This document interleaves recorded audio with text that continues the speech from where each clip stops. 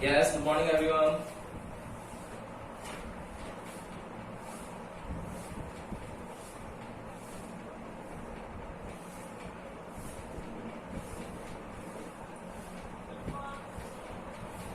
Good morning बेटा. Good morning, good morning. सबको आवाज आ रही है? वीडियो दिख रहा है? ऑडियो और वीडियो क्लियर है?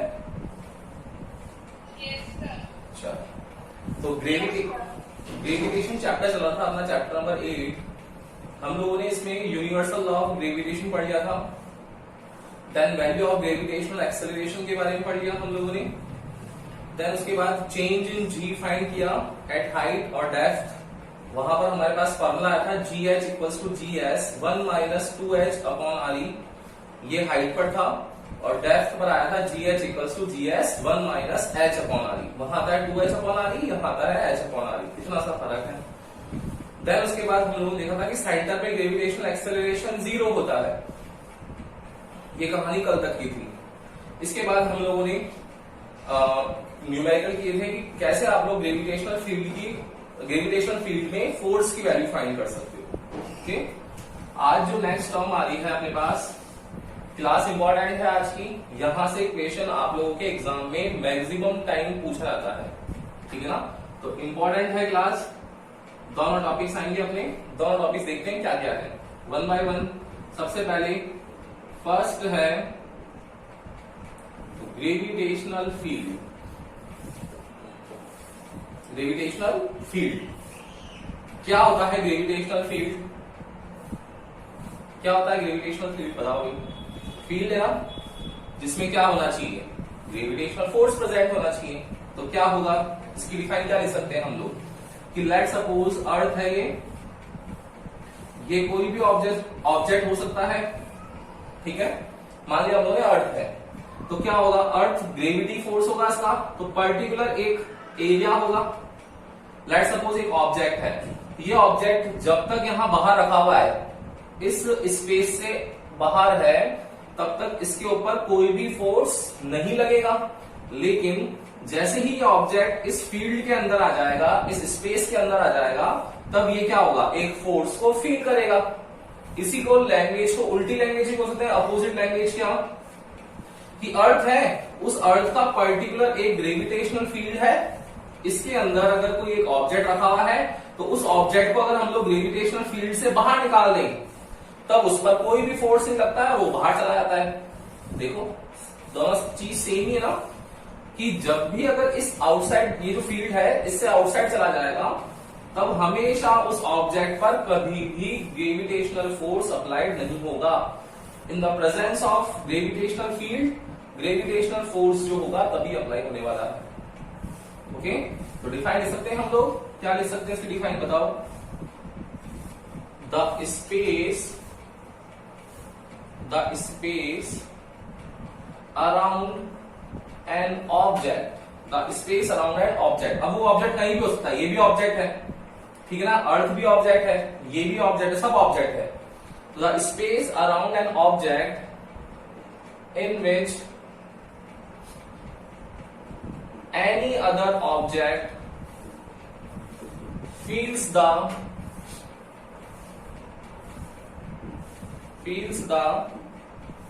gravitational force, then that space or area या field is known as gravitational field. तो स्पेस हो गया किसी भी ऑब्जेक्ट के around in which any other object जो है, कोई भी दूसरा ऑब्जेक्ट वो ग्रेविटेशनल फोर्स को फील करता है. तो स्पेस जो होता है वो आप लोगों का ग्रेविटेशनल फील्ड होता है. क्लियर होगा? मतलब ये पूरा जो स्पेस है, ये पूरा का पूरा स्पेस जो है आप लोगों का, वो ग्रेविटेशनल फील्ड का है. Okay, clear? कोई दिक्कत यहां तक नहीं है? देन इसके बाद ग्रेविटेशनल पोटेंशियल एनर्जी आती है बेटा. क्या होती है ग्रेविटेशनल? एक बार इसका स्क्रीनशॉट ले लो, देन उसके बाद वो देखते हैं. डन?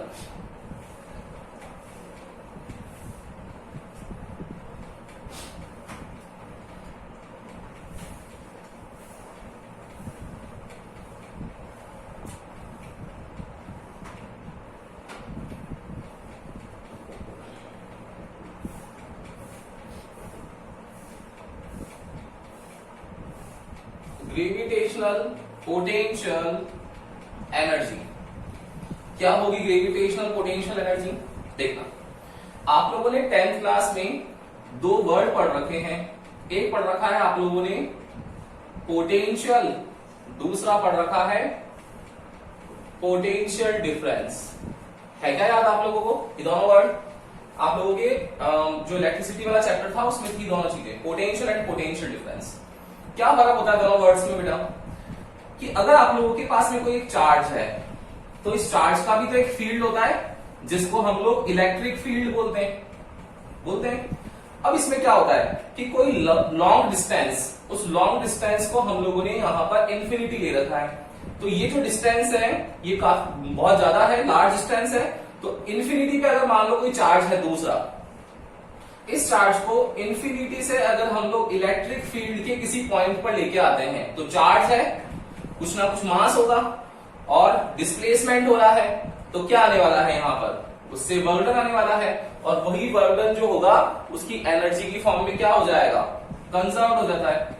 यही तो होगा, मतलब चार्ज जो है उसको इंफिनिटी डिस्टेंस या लार्ज डिस्टेंस से ट्रांसफर कर दें इलेक्ट्रिक फील्ड के पॉइंट तक, उसको बोलते हैं पोटेंशियल। यहां पर क्या होगा पोटेंशियल डिफरेंस? कि अगर आप लोगों के पास में वही सेम इलेक्ट्रिक फील्ड है, अब की बार चार्ज यहां रखा हुआ है, तो point A to point B transfer कर दें, तो अब इसमें भी वर्डन करना पड़ेगा और ये वर्डन जो होता है वो क्या होता है? पोटेंशियल डिफरेंस होता है। तो हमको ये चीज समझ में आ गई कि अगर इंफिनिटी से या लॉन्ग डिस्टेंस से चार्ज को ट्रांसफर करा इलेक्ट्रिक फील्ड में तो वो पोटेंशियल है। अगर चार्ज को सेम इलेक्ट्रिक फील्ड में ही ट्रांसफर कर दिया one point two other point, उसको पोटेंशियल डिफरेंस बोलते हैं। ये क्लियर हो गया हम लोगों को? तो अब जब भी वर्ड आएगा पोटेंशियल, माइंड में आना चाहिए क्या कि इंफिनिटी से लेके आ रहे हैं। जब भी वर्ड आ जाए पोटेंशियल डिफरेंस, मतलब सेम इलेक्ट्रिक फील्ड की बात कर रहे हैं। ठीक है, अब इसी कॉन्सेप्ट को 10th क्लास वाले को यहां पे भी अप्लाई कर दो, सेम 11th में भी। क्या? Gravitational potential energy. मैंने आपको बता दिया है कि एनर्जी जब भी फाइंड करनी होती है आप लोगों को वर्क डन तो करना ही पड़ेगा और यही वर्क डन जो होता है वो एनर्जी की फॉर्म में कंजर्व होता है। क्लियर है ना? और वर्ड लगा दिया पोटेंशियल, वर्ड है ग्रेविटेशनल, मतलब समझा दो, देखो बहुत इजी हो गया होगा आप लोगों के लिए। क्या कि अब की बार इलेक्ट्रिक फील्ड नहीं है, अब की बार क्या है? ग्रेविटेशनल फील्ड है। दूसरी चीज, यहां इस बार चार्ज नहीं है, क्या होता है? यहां पर एम मास ऑब्जेक्ट होता है, ऑब्जेक्ट होते हैं उनके मासेस गिवन होते हैं, एम मास ऑब्जेक्ट है। तो एम मास ऑब्जेक्ट जो है उसको इंफिनिटी से अगर हम लोग ग्रेविटेशनल फील्ड में लेके आ जाएं, तो ग्रेविटेशनल फील्ड में लेके आते ही क्या होता है? अभी भी देखा था हम लोगों ने, फोर्स अप्लाई होता है। तो ग्रेविटेशनल फील्ड में लाते ही उस पर वर्डन करना पड़ेगा और वही वर्डन जो होगा वो एनर्जी की फॉर्म में कंजर्व हो जाएगा। कौन सी एनर्जी हो जाएगी? Potential energy. यस और नो? क्लियर है ना? तो हम लोग लिख सकते हैं इस चीज को, एक बार ले लो उसका स्क्रीनशॉट, देन उसके बाद ग्रेविटेशनल पोटेंशियल एनर्जी के बारे में हम लोग डिफाइन लिखते हैं, देन डेरिवेशन पे चलते हैं। भैया देखना, अब इसकी डिफाइन क्या होगी?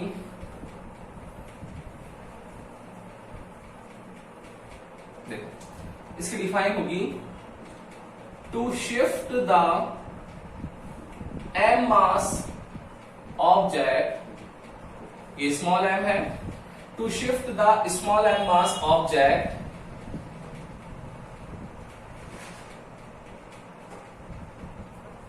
to shift the small m mass object from infinity point, और इसको हम लोग लॉन्ग डिस्टेंस में लिख सकते हैं। तो from infinity point to gravitational field point, then लाने में क्या करना पड़ेगा? Work done, then required work done is known as gravitational potential energy. Okay, to shift the m mass object from infinity point to gravitational field point, then required work done is known as gravitational potential energy. ये आप लोगों के पास में gravitational field है, यहां पर m मास object present है infinity पर, इसको यहां से अगर ग्रेविटेशनल फील्ड पॉइंट तक लेकर आ जाए तो इसमें बर्डन करना पड़ता है, वही बर्डन एनर्जी की फॉर्म में कंजर्व हो जाता है। एनर्जी, पोटेंशियल एनर्जी को डिनोट करते हैं यू से, तो ये बर्डन जो है वो यू की फॉर्म में कंजर्व हो जाएगा। देखो कितना इजी है, क्लियर ना। तो वर्ड ध्यान रखना, potential and potential difference. Potential मतलब इंफिनिटी से, पोटेंशियल डिफरेंस मतलब same electric field, same gravitational field, same magnetic field. तो ये डिफाइंस जो है वो आप लोगों के बार बार आती रहती है ना। फील्ड चेंज होते रहते हैं, कभी इलेक्ट्रिक फील्ड हो जाएगा, कभी ग्रेविटेशनल फील्ड हो जाएगा, कभी मैग्नेटिक फील्ड हो जाएगा, तो ये चेंज हो जाएगा आप लोगों को, बस वो वर्ड सेम रहेगा। ओके, तो ये उसका स्क्रीनशॉट। देन अब इसका डेरिवेशन करते हैं कि इसकी वैल्यू क्या होती होगी, ग्रेविटेशनल पोटेंशियल एनर्जी की क्या वैल्यू आती है, न्यूमेरिकल्स कैसे आते हैं, कैसे हम लोग उसको सॉल्व कर सकते हैं, देखते हैं। आप लोगों को क्या करना चाहिए, हम लोगों को मास जो है ऑब्जेक्ट, एम मास ऑब्जेक्ट, उसको शिफ्ट कर देना चाहिए। शिफ्ट करने के लिए क्या होगा, देखो लेट सपोज ये आपके पास अर्थ है, इसका आप लोगों को मास गिवन है एम, ये इसकी डिस्टेंस जिसको हम लोग रेडियस बोलते हैं वो गिवन है। क्या होगा, ये इसकी सरफेस है, तो देखो सरफेस से अगर हम लोग एक डिस्टेंस पर एक ऑब्जेक्ट रखा हुआ है, ये रहा, ये ऑब्जेक्ट है स्मॉल एम मास ऑब्जेक्ट, इसकी डिस्टेंस मैंने बता रखा है आप लोगों को हमेशा कहां से कैलकुलेट की जाती है, सेंटर से। लेट सपोज ये डिस्टेंस इसकी x है। क्या करना चाहिए बेटा, देखो ध्यान से देखना, ग्रेविटेशनल फील्ड में लेके आते हैं तभी तो वर्डन करना पड़ेगा। देखो तो ये अर्थ है, तो मुझे ये बताओ कि अर्थ का ग्रेविटेशनल फील्ड होगा, लेट सपोज यहीं पर ही होगा, ये ग्रेविटेशनल फील्ड है इसका, इसकी डिस्टेंस कितनी है इस ग्रेविटेशनल फील्ड की, ये डिस्टेंस है r, ठीक है। तो इस r की वैल्यू क्या हो जाएगी बताओ, टोटल इस अगर हम लोग, अच्छा चलो इसको h ले लेते हैं पहले वाला डेरिवेशन जैसे, तो ये अगर h है तो ये कितना है r ही है, तो टोटल डिस्टेंस कितनी हो जाएगी, r की वैल्यू कितनी हो जाएगी, r ई प्लस h हो जाएगा, टोटल ये सेंटर डिस्टेंस आ जाएगी r। यस और नो, आ गया, सेम समझ में आ गई पहले वाली जैसी चीज है। अब देखो ये कहां रखा हुआ है, इस ग्रेविटेशनल फील्ड के बाहर रखा हुआ है, ये क्या है इसका ग्रेविटेशनल फील्ड है, इसके बाहर रखा हुआ है। अब इसको क्या करना चाहिए हम लोगों को, यहां से उठा करके इस ग्रेविटेशन में कहीं तक कहीं भी लेके आ जाओ, जिस पॉइंट पे भी आ जाएगा, चाहे यहीं पर आ जाए ये h डिस्टेंस पर, चाहो तो आप यहां पर इसकी सरफेस पे लेके आ जाओ, चाहो तो उसको यहाँ सेंटर पे लेके आ जाओ, कहीं भी लेके आ सकते हो आप लोग, यहां भी ला सकते हो उसको, यहां भी ला सकते हो, यहां भी ला सकते हो, हर एक जगह पर ग्रेविटेशनल फील्ड अवेलेबल है, तो ये फोर्स फील करेगा। और ग्रेविटेशनल फील्ड में लाना ही, ग्रेविटेशनल फील्ड में लाने के लिए जो वर्डन है वही तो पोटेंशियल एनर्जी है। क्लियर, अब देखना क्या होगा, मुझे ये बताओ ये डिस्टेंस लॉन्ग डिस्टेंस है क्या, मैंने यही तो लिखा है डिफाइन में, ये डिस्टेंस बहुत ज्यादा होती है, मतलब x बहुत ज्यादा है। वही चीज बेसिक क्लासेस, देखो जब भी कोई लॉन्ग डिस्टेंस हो, कोई लार्जर फिजिकल क्वांटिटी हो, क्या करते हैं हम लोग, क्या एनालिसिस करने के लिए उसका डिफरेंशिएशन करते हैं नहीं करते हैं, बिल्कुल करते हैं। उसको स्मॉलेस्ट पार्ट में एक बार उसका डिफरेंशिएशन करेंगे ताकि उसका एनालिसिस कर ले, देन उसको होल पार्ट के लिए अप्लाई करके इंटीग्रेशन कर देते हैं, यही तो हमारा पैटर्न रहता है हर बार। तो क्या होगा, ये भी डिस्टेंस लॉन्ग डिस्टेंस है x, क्यों ना हम लोग इसको स्मॉल पार्टिकल के लिए इसका कर ले हम लोग, तो स्मॉल डिस्टेंस क्या ले लेंगे, टोटल डिस्टेंस x है, तो स्मॉल डिस्टेंस कितनी आ जाएगी dx, तो इस dx के लिए वर्डन निकाल लेंगे, कितना आएगा, स्मॉल वर्डन ही आएगा dw। इसके लिए आप लोग कैलकुलेशन कर लो, अपना काम हो गया, कोई दिक्कत नहीं आएगी, इजीली हो गया सवाल। देखो डेरिवेशन, तो डेरिवेशन का एम लेके चलो कि करना क्या है, करना है पोटेंशियल एनर्जी निकालनी है। एनर्जी निकालने के लिए क्या करना पड़ता है भाई, वर्डन करना पड़ता है सर। अब देखो वर्डन कैसे करना है, वर्डन की स्ट्रेटेजी होनी चाहिए कि वर्डन कहां से कहां करना है, तो करना है infinity point to gravitational field point. अब वो ग्रेविटेशनल फील्ड पॉइंट कोई सा भी हो, चाहे वो यहां पर इस पॉइंट पर हो, चाहे सरफेस पर हो, चाहे यहां कहीं और हो, कहीं पर भी लेके आए वो ग्रेविटेशन में लेके आना है उसको। तो इसके लिए क्या करेंगे हम लोग की डिस्टेंस बहुत ज्यादा है, तो डिस्टेंस जब भी ज्यादा होती है तो उसको क्या करते हैं, स्मॉलेस्ट पार्टिकल में डिवाइड करेंगे। हम लोगों ने स्मॉलेस्ट डिस्टेंस ले लिया इसका dx, उसका एनालिसिस करेंगे और होल पार्ट के लिए उसको इंटीग्रेट कर देंगे। मोशन वाला चैप्टर था, चैप्टर नंबर 3, उसमें भी तो ऐसे करते थे, क्या करा, स्मॉल पार्ट के लिए करा उसको वही पार्ट के लिए इंटीग्रेट कर दिया। हर जगह ऐसा ही करते आए हम लोग। देखो तो ग्रेविटेशनल पोटेंशियल एनर्जी क्या करना चाहिए हम लोगों को, वो देखना। ये अर्थ है, इसका मास गिवन है me, ये दूसरा ऑब्जेक्ट है, इसका मास गिवन है m। ओके, दो मास के ऑब्जेक्ट है, क्या होना चाहिए, फोर्स लगना चाहिए। तो क्या होगा, late m mass object is present at x distance from center of earth, therefore gravitational force on m mass object will be कितना होगा, F इक्वल्स टू कितना होता है, G m1 m2 upon R square, तो G m1 mass of earth, m2 m distance उन दोनों के बीच में कितनी है, x, ये x स्क्वायर। ठीक है, ये फोर्स आ गया आप लोगों के पास में। फोर्स आने के बाद क्या करते हैं, एनर्जी निकालनी, तो वर्डन करना पड़ेगा।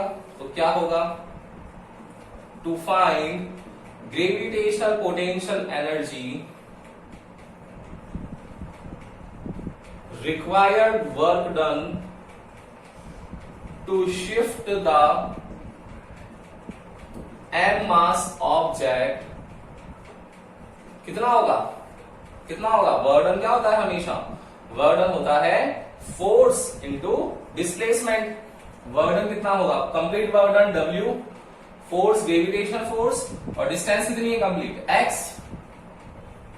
बट इसको स्मॉल पार्ट में लिखेंगे तो क्या होगा, for small distance, for small distance क्या हो जाएगा, वर्क डन भी कितना होगा, स्मॉल होगा dw। फोर्स कितना है आप लोगों के पास में, फोर्स तो वही लगने वाला है G me m upon x square. Clear, now x distance कितनी है, स्मॉलेस्ट, ये dx। आ गया था समझ में, कोई दिक्कत नहीं होनी चाहिए यहां तक तो, ठीक है ना। अब देखना, तो वर्डन निकाल लिया हम लोगों ने, वर्डन होता है फोर्स इनटू डिस्प्लेसमेंट। तो स्मॉलेस्ट पार्टिकल कितना हो जाएगा, वर्डन हो जाएगा dw, फोर्स कितना होगा G m1 m2 upon r square, वो वैल्यू हम लोगों ने यहां लिख दी, एंड डिस्टेंस कितनी है, स्मॉलेस्ट पार्टिकल की डिस्टेंस dx। तो ये आप लोगों के पास में स्मॉल डिस्टेंस के लिए स्मॉल वर्डन आ गया। अब क्या करते हैं हम लोग, पूरी वैल्यू निकालनी है तो इंटीग्रेट करेंगे, तो वही लाइन लिखते हैं हम लोग, to get whole value of work done integrate the above term. Integrate कर दो, क्या होगा इंटीग्रेशन में, integration 1 dot dw equals to integration G me m upon x square dot dx। Clear. अब आप लोगों को यहां पर लिमिट्स लगानी, देखो जब m मास पर है तब तक उसको शिफ्ट नहीं किया, तो शिफ्ट नहीं किया तो वर्डन भी क्या होगा, 0। कंप्लीट शिफ्ट कर दिया, वर्डन कितना होगा, w। ओके, नाउ कहां प्रेजेंट है, देखो डिस्टेंस चल रही है, डिस्टेंस की लिमिट कहां प्रेजेंट है, इंफिनिटी पर। कहां पर लेके आना है, अब आपकी चॉइस है कि आपको सेंटर से स्मॉल r डिस्टेंस पे लेके आना है या फिर आपको सरफेस पर लेके आना है।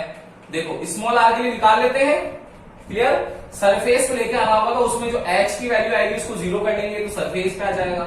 यस और नो, आ रही चीज समझ में आ रही है कि हम लोग r डिस्टेंस पर लेके आ जाते हैं और सरफेस पे निकालना होगा तो h को 0 कर देंगे तो सरफेस पे आ जाएगा, यहां निकालना होगा तो r पर आ जाएगा। ठीक है, देखो क्या होगा, डिस्टेंस कहां से होगी, इनिशियल कहां से, स्टार्टिंग इंफिनिटी से कहां तक लेके आ रहे, r तक, या r तक। अब इसका क्या करना है, इंटीग्रेशन करना है, इजीली कर लेंगे हम लोग। एक बार ले लो उसका स्क्रीनशॉट, देन उसके बाद उसका इंटीग्रेशन कर देते हैं फटाफट से।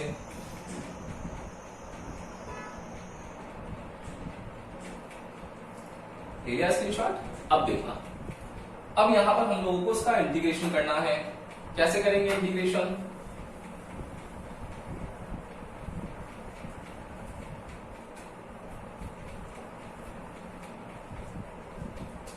वन डॉट dw कितना होता है, w from 0 to w equals to यहां देखो g constant, mass of earth constant, mass of object constant, तो g m बाहर ले लिया हम लोगों ने, पीछे बच गया 1/x² dot dx and limit start होगी फ्रॉम इंफिनिटी टू r, ये इंफिनिटी टू r।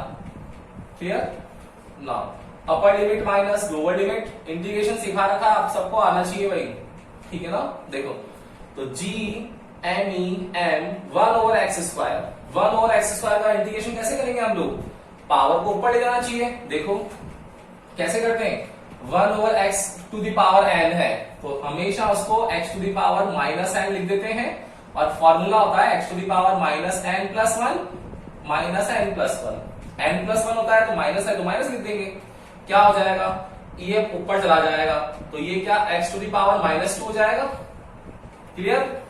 इस फॉर्म में आ गया, लिख सकते हैं इसको ऐसे हम लोग, क्या x⁻² + 1 -2 + 1, ये वैल्यू थी lower limit infinity, upper limit r। Clear? Now work कितना आ गया, gmem अपॉन x⁻⁻1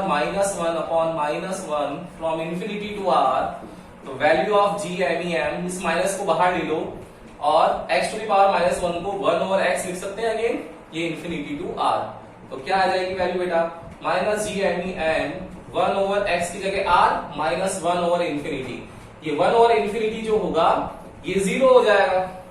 क्यों? क्योंकि इंफिनिटी क्या होता है, जब भी डिनोमिनेटर में 0 आता है तो क्या होता है, ये पूरा इंफिनिटी। अब अगर 1/इंफिनिटी आ गया मतलब क्या आ गया, 1/1/0, तो रेसिप्रोकल 0/1 हो गया, मतलब क्या बच गया, 0। 1/इंफिनिटी कितना हो गया, 0।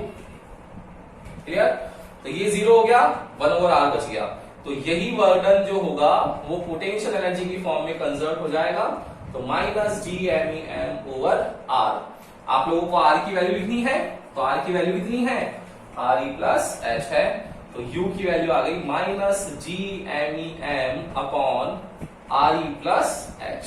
ये आपके पास पोटेंशियल एनर्जी आ गई। उस पोटेंशियल एनर्जी की वैल्यू आई है कहां पर, ग्रेविटेशनल फील्ड में r डिस्टेंस पर। अब कोई बोलेगा कि सर सरफेस पर लिख दो, तो क्या हो जाएगा, ऑन द अर्थ सरफेस,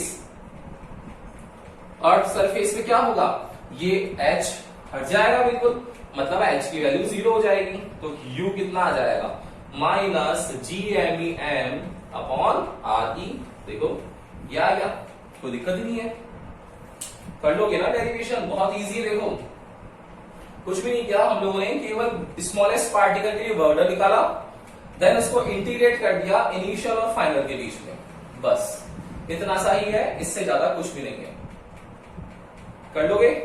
अब देखना एक इंटरेस्टिंग चीज है यहां पर, ग्रेविटेशनल फोर्स कैसा होता है बेटा, ग्रेविटेशनल फोर्स अट्रैक्टिव नेचर का होता है क्या, कभी भी रिपल्सिव नेचर का तो होता नहीं है। तो अट्रैक्शन जब भी आता है तो हम लोगों ने एक मैकेनिज्म बना रखा है कि अट्रैक्शन फोर्स हमेशा नेगेटिव साइन से डिनोट करते हैं, और रिपल्सिव जो होता है वो पॉजिटिव साइन के लिए आता है। तो यहां देखो ये जो माइनस साइन है ना, ये माइनस साइन कुछ ना कुछ इंडिकेट कर रहा होगा, तो क्या इंडिकेट कर रहा है, ये इंडिकेट कर रहा है कि जो ग्रेविटेशनल फील्ड है उसमें जो ग्रेविटेशनल फोर्स है वो अट्रैक्टिव नेचर का है। माइनस साइन जो है यहां पर, ये माइनस साइन क्या इंडिकेट कर रहा है, indicates that gravitational force is of attractive nature. Okay, अब देखो इस एम मास ऑब्जेक्ट को हम लोग इंफिनिटी से लेकर आए कहां तक, ग्रेविटेशनल फील्ड पॉइंट तक। अब उल्टा कर दो, जो मैं डिफाइन बताया था कि अर्थ सरफेस पे रखा हुआ है एम मास ऑब्जेक्ट, और इसको अपोजिट लेके जाना है, ग्रेविटेशनल फील्ड से बाहर लेके जाना है। तो मुझे बताओ बाहर लेके जाओगे तो क्या होगा बेटा, बाहर कब जाएगा, जब इसको रिपेल करेगा, यस और नो, कि जब अट्रैक्शन हो रहा है तब तो माइनस लगाया सर, तो अब तो ये तो रिपेल हो रहा है, बाहर जा रहा है, मतलब क्या हुआ, उसके अपोजिट वर्डन करना पड़ेगा। अपोजिट वर्डन का मतलब क्या हो गया कि कहां से करना पड़ेगा, फ्रॉम द सरफेस, यहां से आर से या आर से आर टू इंफिनिटी। तो पहले था इंफिनिटी टू आर, अब क्या हो जाएगा आर टू इंफिनिटी। उस आर टू इंफिनिटी से डेरिवेशन करोगे तो कुछ भी फर्क नहीं पड़ेगा, सिर्फ यहां पर प्लस आ जाएगा, ठीक है ना। तो अगर अपोजिट हो, ये कब है, जब इंफिनिटी से लेके आ रहे हैं, इंफिनिटी टू आर, ये एनर्जी तब है। अब अगर मैं बोलता हूं आपको इसी का सेकंड पार्ट, कि अगर आप लोगों को इंफिनिटी टू आर नहीं, आर टू इंफिनिटी जाना है, आर टू इंफिनिटी जाना है, तो क्या हो जाएगा, यही पोटेंशियल एनर्जी प्लस आ जाएगी G M E M upon R E plus H. H को जीरो कर दोगे तो यहां पर आर ई बच जाएगा ओनली। देखो यहां पर ये प्लस साइन आएगा, यहां पर ये माइनस साइन आएगा। फर्क है, इतना सा फर्क है बस, और कोई फर्क नहीं है। कर लोगे क्या, यस और नो, बताओ भाई। Yes sir. कर लोगे ना, तो ले लो उसका स्क्रीनशॉट बेटा। ये ग्रेविटेशनल पोटेंशियल एनर्जी है। तो ग्रेविटेशनल फील्ड मतलब किसी भी दूसरे ऑब्जेक्ट को इंफिनिटी से लेके आ जाओ ग्रेविटेशनल फील्ड में, तो हमारा जो वर्डन आएगा, हमारा जो वर्डन है वो ग्रेविटेशनल पोटेंशियल एनर्जी की फॉर्म में कंजर्व होगा। तो वर्डन निकालेंगे, उसकी वैल्यू को हम लोग ले लेंगे। देन उसके बाद माइनस और प्लस का ध्यान रखना है कि इंफिनिटी टू आर है मतलब अट्रैक्टिव नेचर है, इसलिए माइनस, फिर आर टू इंफिनिटी होगा मतलब प्लस। खत्म कहानी, बहुत इजी है। क्लियर? तो इसके आगे अब हम लोग कल करने वाले हैं, ठीक है ना। थोड़ा सा नेटवर्क इशू भी हो रहा है आप लोगों का, और सब मेरा हो रहा है। तो अब हम लोग कल करने वाले हैं इसके आगे। और पढ़ना बेटा अच्छे से, जहां भी डाउट आए आप लोगों को पूछा करो, ठीक है ना। आप लोग कुछ स्टूडेंट्स हैं जो मुझे पर्सनली मैसेज कर देते हैं कि सर इसका सॉल्यूशन, तो मैं कभी भी उन लोगों को मना नहीं करता हूं, मैं हमेशा उनका सॉल्यूशन मैं खुद करके भेजता हूं जब भी टाइम मिलता है मुझे। तो आप लोगों को डाउट आता है तो आप लोग बिना हेजिटेशन की व्हाट्सएप भी कर सकते हो। क्लास में अगर रेगुलर नहीं पूछ पाओ तो आप लोग पर्सनल विंडो पे मुझे जो भी आपकी प्रॉब्लम है उस क्वेश्चन भेज दो आप लोग, या कोई थ्योरी से रिलेटेड प्रॉब्लम है मैं आप लोगों को सॉल्व करके बता दूंगा। Okay, good day.